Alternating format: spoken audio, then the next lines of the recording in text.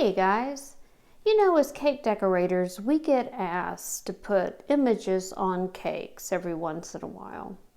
And if you don't have an edible image printer, what do? I've had two edible image printers in the past, and let me tell you, those things are just fickle. If you're not printing 2 or 3 images every single week, the ink, which is just food coloring, dries up and it gets gunked up and it doesn't want to print right and it prints sketchy, and the edible image sheets you got to print on, they can get expensive and then they dry out if you're not using them fast enough. And after my last one, I just said, heck with it. I'd rather lose the order than deal with an edible image. Well, I found a way around it. And it turns out so I don't have to miss any orders, and 99% of all my customers are just fine with this way around having an edible image on a cake. So in today's video, I'm going to go over that, and I'm also going to show you how to do a rosette cake. So let's get started. So a little girl is turning 12 and she just loves Drake. So the mom sent me this image of a cake and asked me if I could duplicate it.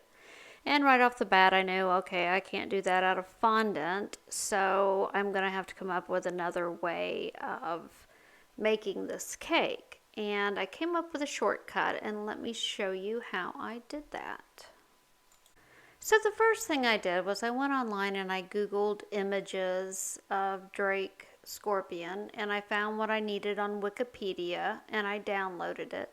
Then, because I have a Mac, I opened up Pages program and went to a new document and I inserted the picture in the document. And because I'm in Pages, I'm able to write whatever I want to write underneath it.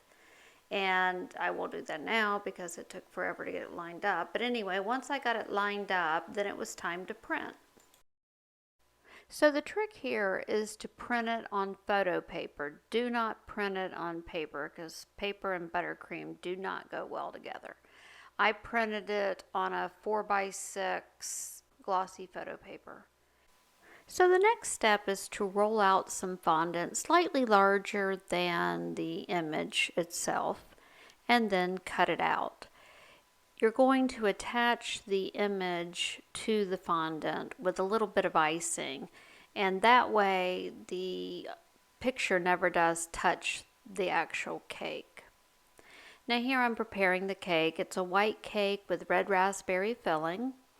And I am making a dam because red raspberry filling is runny, and if you don't make a dam, it can leak out the sides of the cake, and that's something you definitely do not want. So you'll spread it on, put the top on, and then it's time to crumb coat. Always crumb coat your cakes. Don't ever try to skip that step. Even when you're doing a rosette cake, you need to crumb coat.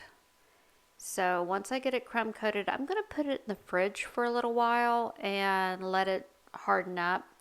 And after I did that, and after it hardened up, I got it out and I thought, oh, dang, it's not on thick enough, because when you're doing a rosette cake, sometimes it won't, the roses have a little gap sometimes if you're not super careful. And you might be able to see through, and you don't want to see the cake, obviously. So you need to put on a thicker crumb coat than normal. Here I'm attaching the picture with a little bit of icing. Make sure you remind your customers to remove it before serving. Now time for the rosettes. I am using a tip 1M. And the trick to the rosette is you're going to go straight at the cake like I'm doing here. You're going to squeeze and you're going to pull out to the side, go up and around.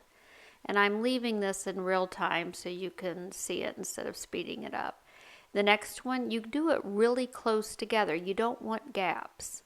And you go around, and as you're going around that last little bit, you decrease pressure. So you go around, then decrease pressure and pull off. So it's squeeze, go to the left, go all the way around the cake, And that way you get your roses really close together because you don't want to see any cake. And you'll keep doing that.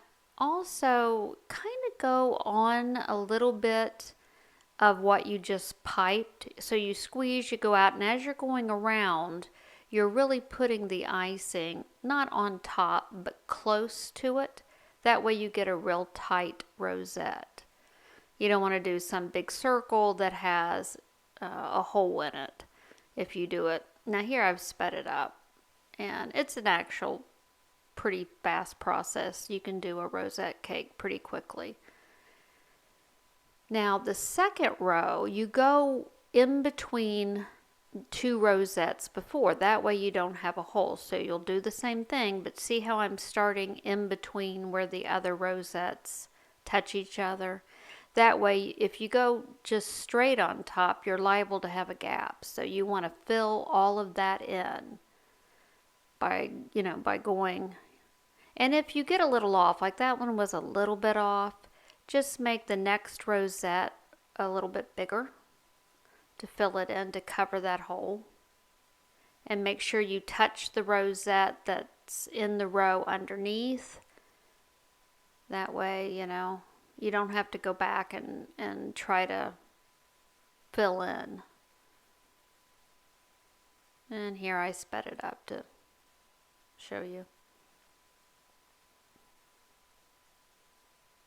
And really that's all there is to the rosette cake. Make sure you have on a thick crumb coating, and you do the top row the same way, starting in between the two.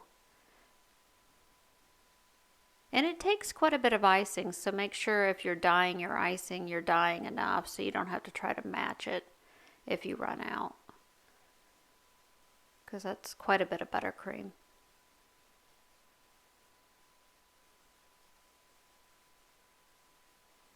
Now for the top, normally you just go around in rows just like you did, but I'm having to work around the picture so it won't be completely symmetrical. And I try to cover up the edge of the picture just a little bit so it's up touching. You don't want to go over the image or put too much buttercream on it because you don't want it to soak in, but usually with photo paper you don't have a problem with that. And here the cake is done. I hope you found this video helpful. If you did, please give it a thumbs up so YouTube will share it with more people, and consider subscribing. Thanks for watching, everybody, and I will catch you all in the next video. Bye-bye.